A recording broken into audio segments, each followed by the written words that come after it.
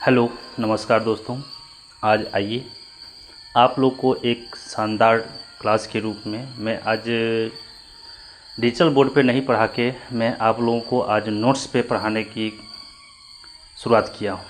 बहुत ही अच्छे से मैं इसको पढ़ाने की प्रयास करूँगा और मेरा प्रयास रहेगा जो आप लोगों को इस डिजिटल बोर्ड के सिवा आप नोट्स पे भी मेरा क्लास यदि देख रहे हैं तो बहुत ही सुंदर और बहुत ही 100% समझ में आएगा। तो चलिए सबसे पहले आज मैं क्लास आप लोग को जिस तरह से नोट्स लिखा हुआ है संविधान और राज्य व्यवस्था, बहुत ही आसान आज मेरा पहला क्लास है कॉन्स्टिट्यूशन एंड पॉलिटी।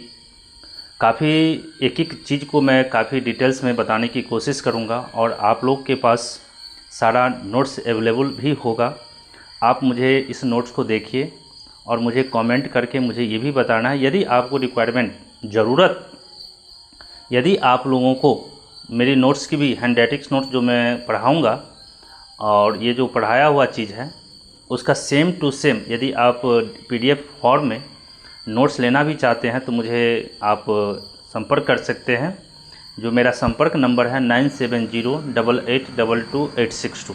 तो चलिए हम लोग बिना समय को व्यतीत किए हुए हम लोग आगे बढ़ते हैं। तो जिस तरह से लिखेंगे, देखिए सबसे पहले मेरा जो चर्चा होगा वो संविधान पे। देखिए सभी बच्चे यहाँ पे जो है संविधान, संविधान किसे कहते हैं? तो संविधान, देखिए संविधान क्या है, पहला कॉन्स्टिट्यूशन क्या है, सभी बच्चे का ये रहता है। तो सर संविधान किसे कहते हैं? तो किसी एक देश पर शासन करने के लिए, देखिए जैसे भारत हो गया, पाकिस्तान हो गया, चाइना हुआ, हम जानते हैं विश्व में टोटल 193 देश हैं। तो सभी देश को शासन व्यवस्था को चलाने के लिए कुछ नियम होती है, कानून होता है, सिद्धांत होता है, मान्यताएं होती है, परंपराएं होती है, चाहे वो लिखित रूप से हो चाहे अलिखित रूप से हो, लेकिन हर एक देश के पास कुछ न कुछ अपना नियम होता है, कानून होता है और डिफरेंट होता है सभी चीज़।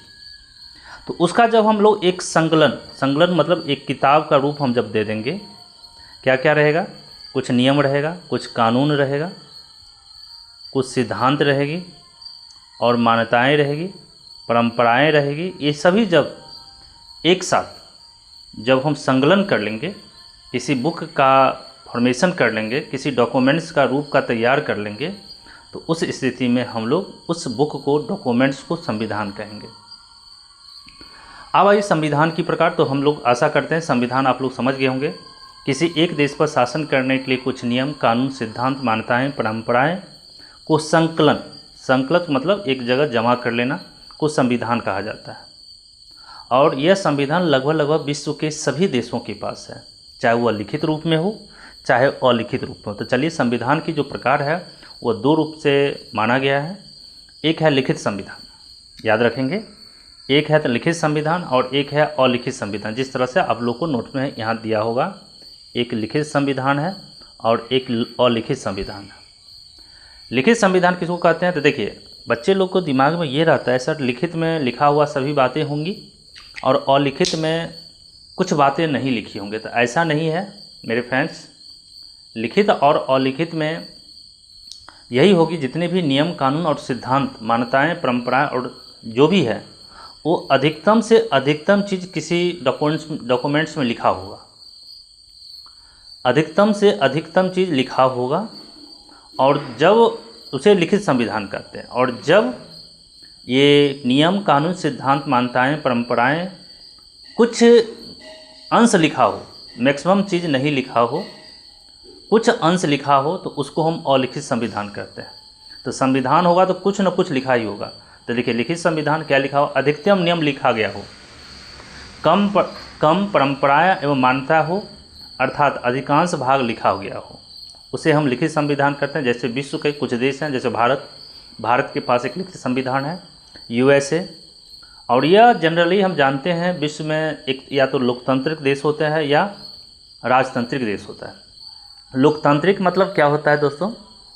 लोकतांत्रिक मतलब होता है लोगों के द्वारा चुना गया सरकार, लोगों के द्वारा चुना गया सर्वोच्च पद, जैसे राष्ट्रपति, प्रधानमंत्री, और जो पद होते हैं, ये जो लोग होते हैं, वो उसकी जो चुनाव होता है वो कहीं ना कहीं जनता के द्वारा या जनता के प्रतिनिधि के द्वारा चुना जाता है और इसका कुछ न कुछ टेन्योर होता है, 5 साल, 6 साल, तो उस तरह की देश को हम लोकतांत्रिक देश कहते हैं। जैसे भारत में जब देखेंगे हमारे देश के प्रधानमंत्री हो, राष्ट्रपति हो, तो उसका चुनाव जो जनता एवं जनता के प्रतिनिधि के द्वारा किया जाता है, इसलिए उस देश को हम कहेंगे लोकतंत्र। जनरली विश्व में जितने भी लोकतांत्रिक देश होता है, उस लोकतांत्रिक देश में समानता देखने को मिलता है कि वहाँ पे एक प्रकार की लिखित संविधान होता है। जैसे एक दो एग्जाम्पल की बात करें तो भारत हमारा बहुत ही अच्छा उदाहरण है।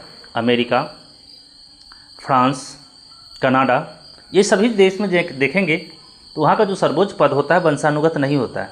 उसका कुछ एक लिमिट, सीमित टेन्योर होती है, और सीमित टेन्योर के अंतर्गत इसको हम लोग देखते हैं। तो अब आइए अलिखित संविधान की हम लोग चर्चा करते हैं। जिस संविधान में अधिकांश बातें नहीं लिखा गया हो, अर्थात अधिकांश नियम, परंपराएं एवं मान्यताएं पर आधारित हो। जैसे हमारे कुछ देश हैं विश्व में, जैसे ब्रिटेन, भूटान, सऊदी अरब, ईरान, इराक, कुछ ऐसी देश है जहाँ तो चुनाव होती है लेकिन जो सर्वोच्च पद होता है उसका एक वंशानुगत व्यवस्था होती है। तो उस देश में जब समानता देखने को मिलता है, ये संविधान अलिखित रूप से होती है। तो इसी तरह से जैसे हम लोग देख रहे हैं ब्रिटेन, भूटान, और जनरली यह राजतांत्रिक देश में यह होता है। एक नोट है, विश्व का कोई देश ऐसा नहीं है जहाँ संविधान में लिखित अंश नहीं पाया जाता है। साथ ही विश्व के प्रत्येक देश के पास अपना संविधान होता है। जैसे हम अभी जस्ट बोले हैं विश्व में टोटल 193 देश हैं, तो 193 देश के पास अपना अपना संविधान होता है, और वो या तो लिखित रूप में हो या अलिखित रूप में होगा। ठीक है, तो समझ गए होंगे। तो विश्व का कोई देश ऐसा नहीं जहां संविधान में लिखित अंश नहीं पाया गया है। साथ ही विश्व के प्रत्येक देश के पास अपना संविधान होता है। तो हम लोग दोस्तों इस अभी तक में हमने ये पढ़ा संविधान किसे कहते हैं, लिखित संविधान किसे कहते हैं, और लिखित संविधान का क्या किसे कहते हैं, और लगभग विश्व के सभी देशों के पास अपना एक लिखित संविधान होता है, और अलिखित चाहे अलिखित हो लेकिन कुछ अंश लिखा गया हो। अलिखित संविधान में भी मैंने अभी जस्ट बोला, अलिखित संविधान में भी कुछ बातें लिखा होगा, अधिकतम बातें मान्यताएं पर आधारित होगा, वहाँ की जो पार्लियामेंट होता है वो डिसाइड करती है। लेकिन अलिखित संविधान में भी कुछ अंश लिखा हुआ वो सिक्योर रहेंगे। अब आइए अगला पॉइंट है शासन। तो देश को चलाने के क्रियाकलाप को हम लोग कहते हैं शासन। देश को, जैसे यहाँ पर लिखा हुआ है शासन, देश के, जिस तरह से यहाँ पर हम लोग देखें, आगे देखिए, सॉरी यहाँ पर देखिए, यहाँ पर हम लोग देखते हैं क्या, देश को चलाने के क्रियाकलाप को शासन कहते हैं। जैसे हमारे भारत पे शासन व्यवस्था है, तो शासन है क्या, तो भारत में जो दिशा निर्देश होती है, विधि होती है, नियम होती है, कानून होता है, सिद्धांत होती है, परंपराएं होती है, मान्यताएं होती है, या कोई आदेश हम लोग देते हैं, वो सभी सब कहीं ना कहीं शासन का एक अंग है। तो याद रखेंगे शासन क्या है, देश को चलाने के क्रियाकलाप को शासन कहते हैं। जैसे दिशा निर्देश, कोई यदि किसी जिला का कोई नियम है तो कहीं ना कहीं उस जिला में दिशा निर्देश देती है। विधि जो है, नियम कानून जो होता है उसको लागू करता है। कानून, सिद्धांत, परंपराएं, मान्यताएं, आदेश, इस सभी न सभी एक प्रकार की शासन व्यवस्थाओं का, शासन का एक अंग हो गया। अब अगला पॉइंट है, एक नोट में बात देखिए, शासन। शासन व्यक्ति के सार्वजनिक जीवन पर किया जाता है, न कि व्यक्तिगत जीवन पर। जैसे मान के चलिए यहाँ शासन की बात आया, और शासन जो है दिशा निर्देश, विधि, नियम, कानून, सिद्धांत, परंपराएं, मान्यताएं, आदेश, जो हमारे संविधान में जो बातें लिखा गया है उसी को आधार मान के हम शासन चलाते हैं देश को। तो क्या यह शासन लोगों के सार्वजनिक जीवन पर दिया जाता है या व्यक्तिगत जीवन पर? तो देखिए, कभी भी शासन या संवैधानिक जो बातें होती है वो लोगों के सार्वजनिक जीवन पर ही लागू होती है, न कि व्यक्तिगत जीवन पर। जैसे एग्जाम्पल की बात करें, यहाँ देख लेंगे, यहाँ पर गौर से देखिए सभी बच्चे, नोट में जो लिखा हुआ है, शासन व्यक्ति के सार्वजनिक जीवन पर किया जाता है, न कि व्यक्तिगत। वेरी वेरी इंपॉर्टेंट पॉइंट है, आप सभी बच्चे इसको लिखेंगे।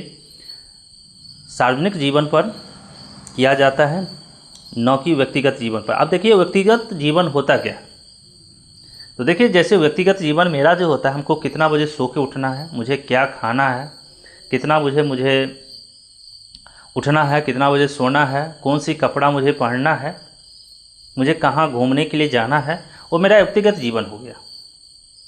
मुझे आराम करना है, कौन सा काम करना है, मेरा व्यक्तिगत जीवन हो गया। लेकिन आपको कितने बजे ऑफिस जाना है, आप यदि किसी रोड पे, सड़क पे यदि गाड़ी चलाना है तो राइट जाना है या लेफ्ट जाना है, वो आपको सरकार के द्वारा निर्णय लिया गया है।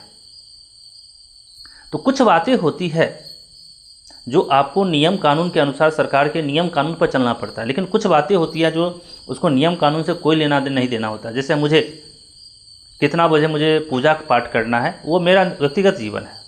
लेकिन मुझे कितना बजे ऑफिस जाना है, कितना बजे स्कूल जाना है, वो आपको नियम से चलना पड़ेगा। सरकार के जो द्वारा जो दिशा निर्देश दिया गया है उसके अनुसार चलना पड़ेगा।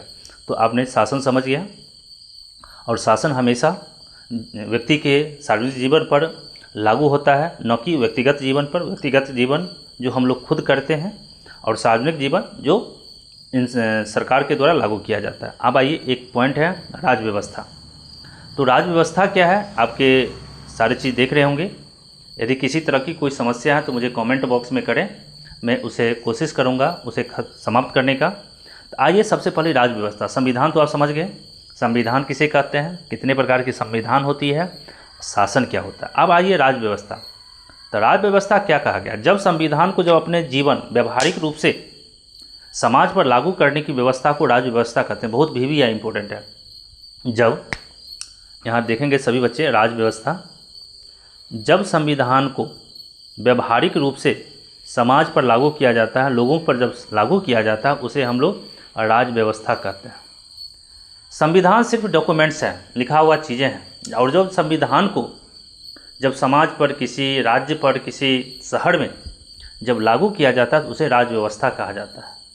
यानी ये भी कह सकते हैं हम लोग, जब संविधान को किसी देश के लोगों पर जब लागू किया जाता है तो उसे राज व्यवस्था कहते हैं। जैसे एक हमारे भारतीय संविधान के अनुच्छेद 17 है। अनुच्छेद 17 कहती है अस्पृश्यता विधि के अनुसार दंडनीय अपराध होगी। अब हम अनुच्छेद 17 से संविधान में लिखा गया है, लेकिन जब अनुच्छेद 17 के जो बातें लिखे गई है और जब इसको लागू किसी समाज पर किया जाता है, क्योंकि अनुच्छेद 17 कहता है, फिर भी आई है एक क्वेश्चन, अनुच्छेद 17 कितना बार किसी एग्जामिनेशन में पूछा गया है। अनुच्छेद 17 क्या आता है, अस्पृश्यता का अंत, मतलब छुआछूत का अंत। अब छुआछूत क्या है, अस्पृश्यता क्या है, वो सुप्रीम कोर्ट इसको डिसाइड समय समय पर करेगी। लेकिन उसमें जब उल्लंघन होती है, सुप्रीम कोर्ट के जो द्वारा जो परिभाषा दिया गया है, तो वो एक अपराध माना जाता है और लोगों को इस अपराध के श्रेणी में रखकर उसे दंड दिया जाता है। तो जो ये क्रियाकलाप हुआ सरकार के द्वारा, पुलिस के द्वारा लोगों को जब अरेस्ट किया गया, जब अनुच्छेद 17 का उल्लंघन होता है तो कहीं ना कहीं हम लागू कर रहे हैं। तो हमारा अनुच्छेद 17 अस्पृश्यता विधि के अनुसार दंडनीय अपराध होगी। जब उसको हम व्यवहार में लाएंगे, पुलिस के द्वारा उस व्यक्ति को अरेस्ट करके जेल में जब डाल दिया जाता है तो उसे हम राज व्यवस्था कहते हैं। जैसे व्यवहार में ला, जैसे अस्पृश्यता क्या है, विधि क्या है, दंड क्या है, वो हम लोग नेक्स्ट क्लास में इस पर चर्चा करेंगे। तो आज की क्लास में मैंने दो ही चीज़ बताया, संविधान और राज व्यवस्था क्या होता है। यदि आपको अच्छे से समझ में आया है दोस्तों तो मुझे कमेंट करें, वीडियो को थोड़ा लाइक करें, सब्सक्राइब करें, शेयर करें। Thank you very much. मैं पुनः आप लोग के सामने इसका नेक्स्ट क्लास लेने जा रहा हूँ। तब तक के लिए धन्यवाद। Thank you very much.